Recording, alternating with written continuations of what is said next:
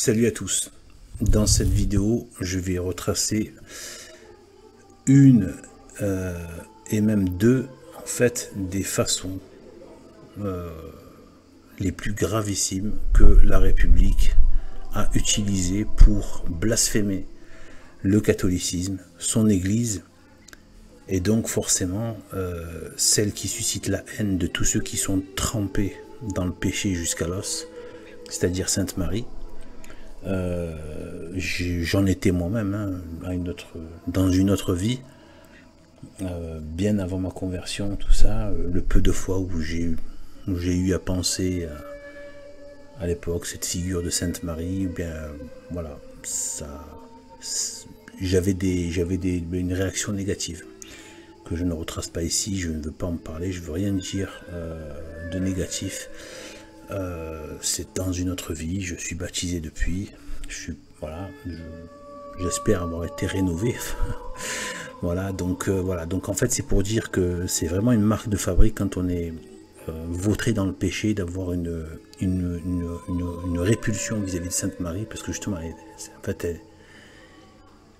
non seulement elle est tellement dans l'ordre de la pureté, de la sainteté, et en même temps je pense que Dieu vraiment lui a donné certaines grâces aussi enfin c'est même pas, oui, en fait elle relève du ciel, hein, voilà, elle relève du ciel. Eh bien, elle est la reine du ciel et de la terre, donc elle a une place toute particulière dans le ciel. Et donc forcément, voilà, les éléments bas de la terre et de l'âme, forcément, il y a un effet comme de chaud-froid, de glace et de feu. Enfin voilà, ça va pas.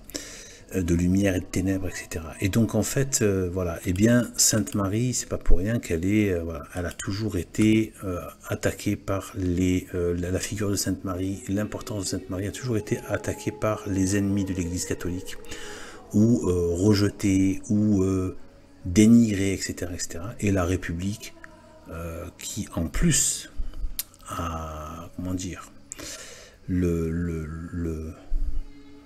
enfin, règne aujourd'hui, et règne de plus en plus. Et si c'est bien ce système-là, cette république maçonnique qui va régner donc du coup jusqu'à l'antéchrist, et qui fait le lit de l'antéchrist à échelle universelle mondiale, et bien je pense qu'on n'est pas au bout de nos surprises, hein. Il est fort possible qu'il crée certains gros problèmes dans le monde qui font que il y a même des frontières qui vont exploser entre des blocs continentaux, etc., etc. Et reconfigurer un autre type d'administration où pourront régner justement les 10 rois dont parle l'Apocalypse, que moi, dans mon interprétation, j'associe aux 10 faux grands monarques. Enfin, de toute façon, les grands monarques sont des faux, et qui pourront donc du coup être associés à devenir donc les lieutenants donc de l'antéchrist. Et donc je pense que voilà, donc, mais c'est tout ça, c'est en bonne marche, dans le mauvais sens du terme quand je dis bonne marche, hein, c'est voilà, vers ça. On le voit, on peut que le constater malheureusement. Et bien mais voilà.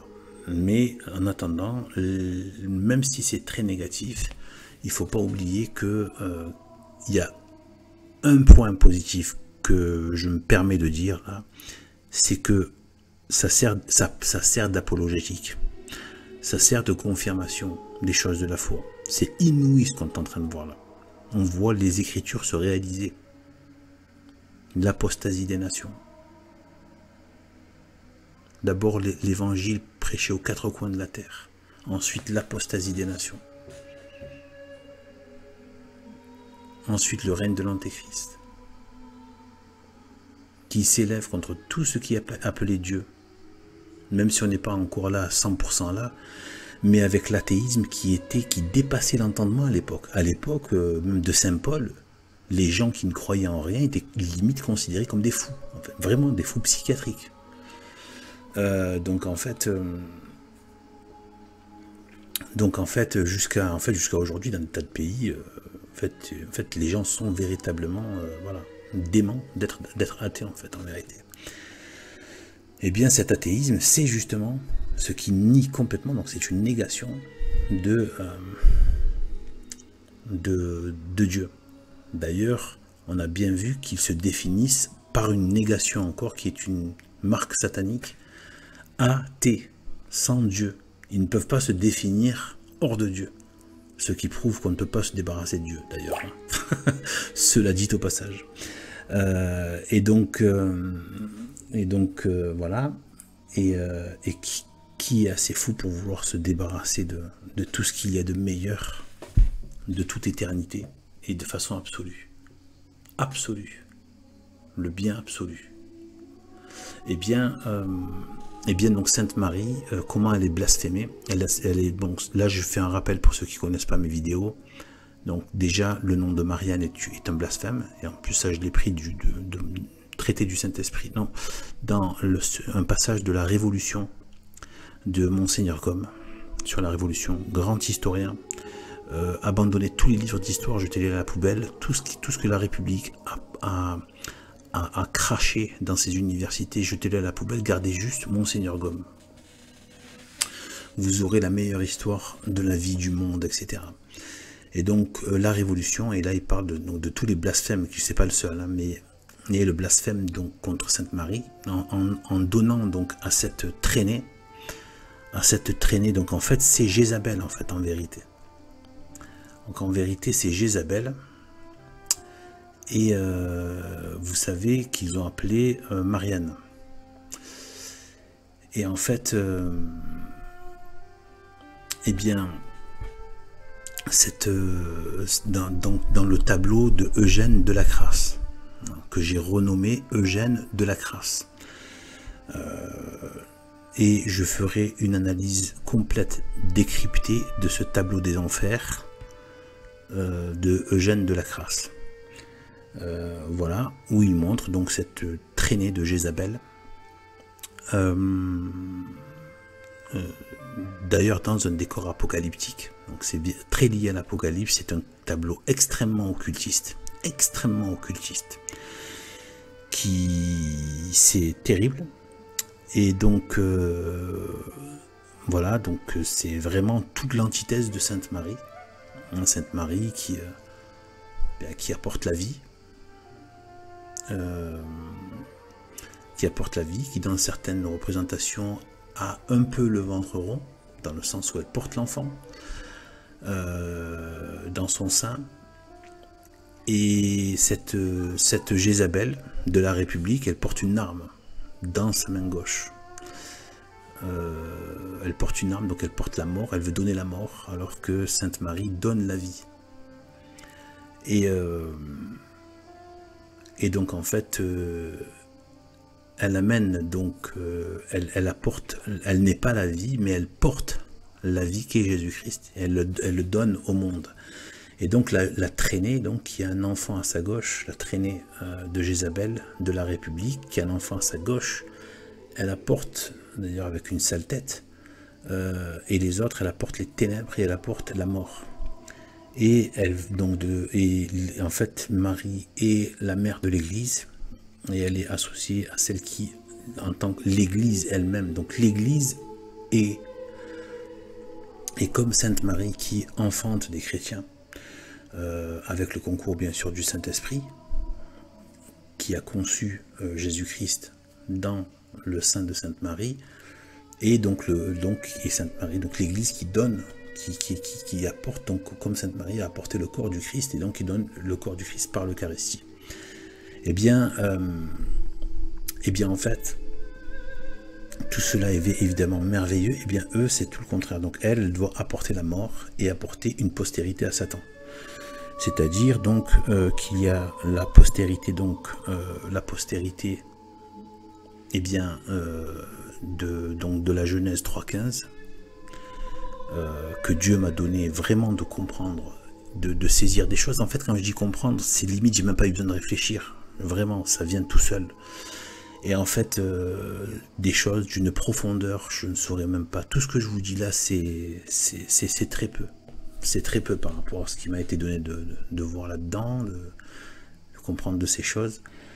Et en fait, voilà, donc, voilà, il n'y a pas de, il n'y a rien de mon intellect, il n'y a rien, il n'y a rien.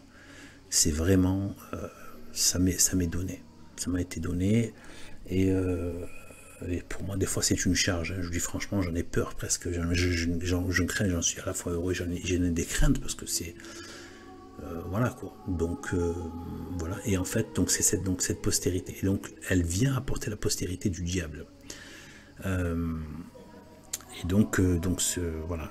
Il y a bien une postérité. La première postérité, évidemment, de Sainte Marie, c'est Jésus-Christ. Voilà. C'est lui qui a vaincu le diable, donc qui lui a écrasé la tête. Mais de la même manière que l'œuvre de Jésus-Christ se poursuit au travers de ses membres, eh bien nous aussi, on devient aussi par adoption justement, et par intégration au corps du Christ, par l'Église, eh bien on devient nous aussi la postérité qui est en inimitié et en combat avec la postérité de Satan.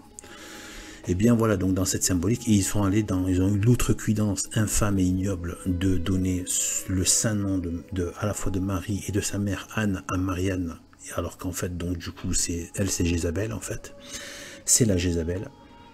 Ils l'ont fait pour blasphémer Sainte Marie et pour prendre sa place.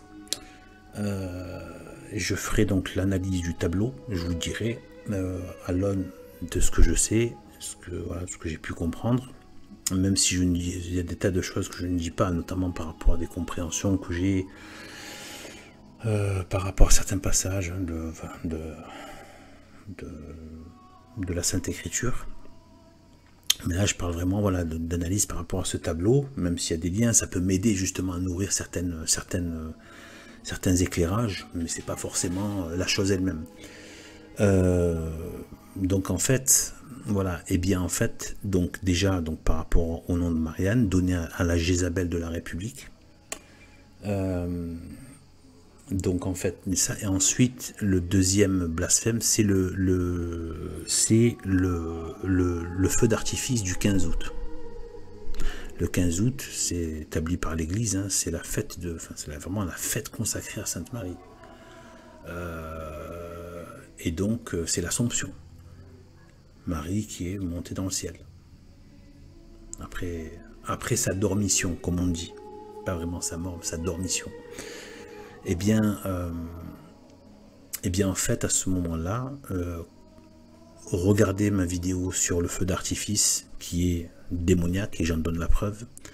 Eh bien, ils ont fait en sorte qu'il y ait un feu d'artifice encore, le 15 août, jour de la fête de Sainte Marie, de l'Assomption, dans le ciel de Sainte Marie.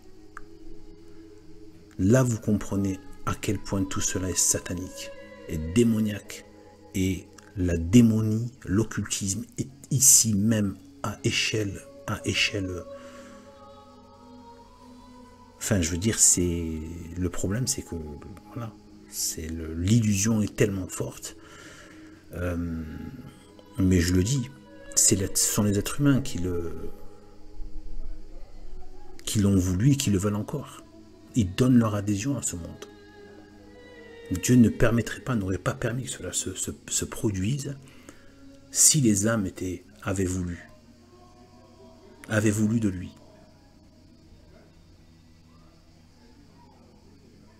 D'accord ? Donc en fait, voilà, donc ils l'ont mis le 15 août. Donc, pourquoi mettre un feu d'artifice le 15 août ? Ils sont allés sortir une excuse complètement bidon. C'est un peu comme quand on vous sort des pseudo-explications sur pourquoi la Terre serait un globe et pourquoi il y a des centaines de milliers de kilomètres et de milliards de je ne sais quoi et de millions de kilomètres, etc. On vous sort des excuses, des justifications complètement bidons, tout ça pour vous feinter et vous envoyer paître en fait, tout simplement. Et il ne faut pas tomber dans ce bluff, c'est un peu le travail de cette chaîne. Et Et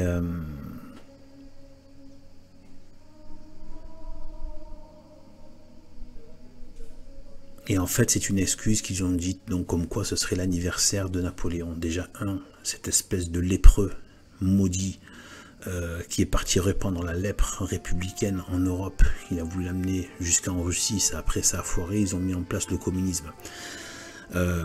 Et la synthèse des deux est arrivée en France. En fait, la France, la France, qui reste de la France, l'ancien pays français, donc en fait, connaît maintenant pas que les loges maçonniques, mais connaît une sorte de synthèse de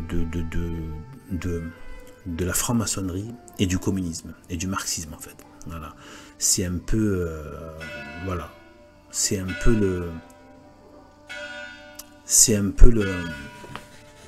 si vous voulez, voilà, c'est une sorte, ça s'est rassemblé et ça a donné ce dans quoi on est là.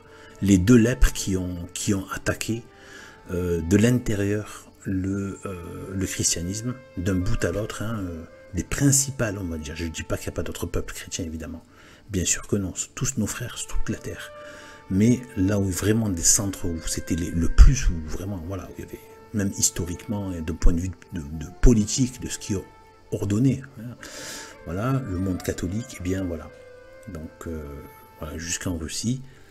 Et donc les deux participent de l'horreur dans le monde. D'ailleurs, Sainte Marie, à moins que, enfin, d'après les éléments qu'on a de sûr par rapport aux apparitions, je ne suis pas très bon dans les apparitions, dans ce qui a été dit dans les apparitions, donc je peux faire une petite erreur là au passage, en tout cas par rapport aux erreurs de la Russie, je crois que c'est à Fatima, et bien voilà, donc ça il me semble que c'est sûr, comme élément.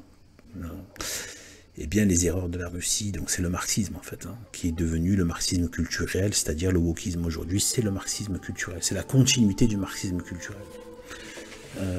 Au départ ça avait commencé par l'ouverture à l'autre, le mélange des cultures, le brassage culturel, c'était ça en fait le brassage, voilà, ça avait l'air, l'exotisme, etc. C'était ça en fait.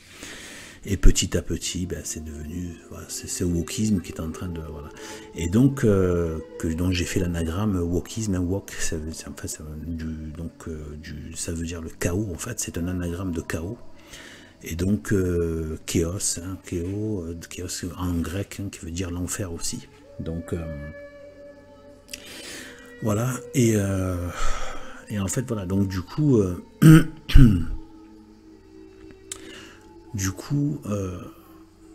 voilà, et bien en fait c'est une façon, c'est un blasphème.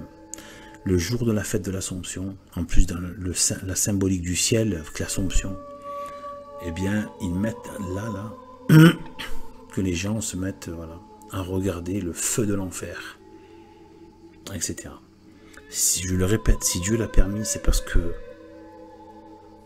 je vais reprendre un peu, je me permets de reprendre, parce qu'elle est tellement belle, tellement vraie, ceux qui n'ont pas voulu l'amour de la vérité, ceux qui ont rejeté l'amour de la vérité, eh bien, voilà, c'est que, des fois, c'est connu, ça c'est pas de moi, ça c'est des éléments d'enseignement, que l'aveuglement fait partie des châtiments. Être livré à ses péchés, c'est pas une victoire. Ça peut être, Dieu sait le mal que c'est. Mais si vous l'aimez tant, voilà, si vous le choisissez plutôt que son bien, il peut simplement vous livrer à vos ennemis. Puisque vous n'avez pas voulu de l'ami Jésus-Christ, de l'ami Saint-Esprit, de Dieu le Père, de Sainte Marie, de la vertu. Mais en fait, ça peut être, voilà, l'aveuglement, voilà, être livré à ses ennemis, ben, voilà. On voit que la partie, nous on a tendance après à voir que la partie où on voit la chose odieuse qui s'est mise en place. Mais vous voulez voir tout ce que, vous imaginez un peu tout ce que Dieu sait, tout ce qui se passe au fond des âmes, au fond des cœurs, les haines, les rages, les vices, tout ce qui se fait derrière les murs, dans les chaumières, à l'abri des regards, dans les loges, toute la lèpre, tous les années 60, les espèces de... toutes les pornographies qui se sont faites. Des plages de nudistes avec des orgies à ciel ouvert, etc. Sans compter le reste. Sans compter tout, même les couples qui s'adonnent à des couples sans mariage qui s'adonnent à toutes les abominations. Parlons même pas de l'abomination de Sodome et Gomorrhe. Toutes les infamies, tous les blasphèmes, toutes les haines de Dieu. Et c'est rien. Il n'y a pas longtemps, là, sans faire, en passant sur un truc à cause d'une pub, j'ai vu des images de pornographie sur une page comme ça de pub là, qui est arrivé dans un truc là. C'est un truc, mais je veux dire, vous vous rendez compte, Dieu est témoin de tout ça. Et après on s'étonne qu'on est livré à ça. C'est toutes ces choses qui amènent à ça. Qui ouvrent la voie aux démons, à ces expressions-là.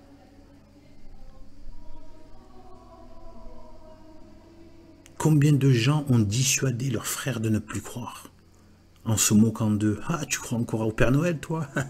Tu crois encore qu'il y a un vieux monsieur avec une barbe blanche dans le ciel? Combien de gens ont fait ça? Combien de gens ont souhaité du coup la damnation de leurs frères? Combien ça doit se chiffrer en milliards tout ça? D'abominables actes, d'abominables pensées, etc. Moi j'en ai fait partie, moi qui vous parle. Ben, voilà la vérité.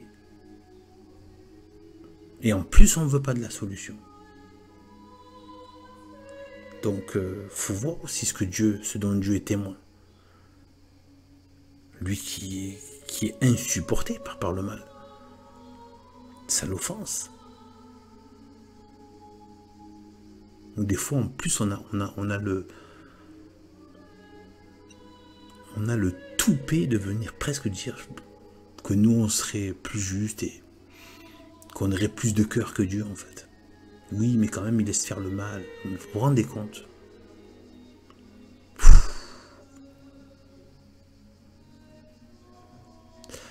Donc voilà les deux blasphèmes que j'ai identifiés et qui sont maintenant à ciel ouvert. Tout le monde peut le savoir ça. Et moi je vous donne les références de Monseigneur Gaume. Là vous voyez, voilà, donc le 15 août, le feu d'artifice que ça représente, etc. Donc il y a tous les éléments. Sachez une chose, si ce n'était rien le catholicisme, si le Christ et Sainte Marie ce n'était rien, pourquoi tout le mal est orienté, tout le mal se dresse contre cela et contre rien d'autre?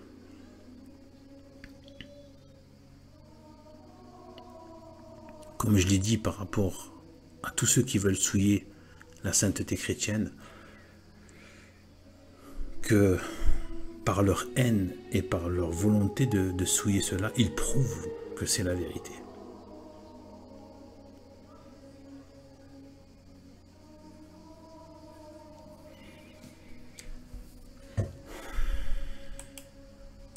Voilà, n'oubliez pas de prier.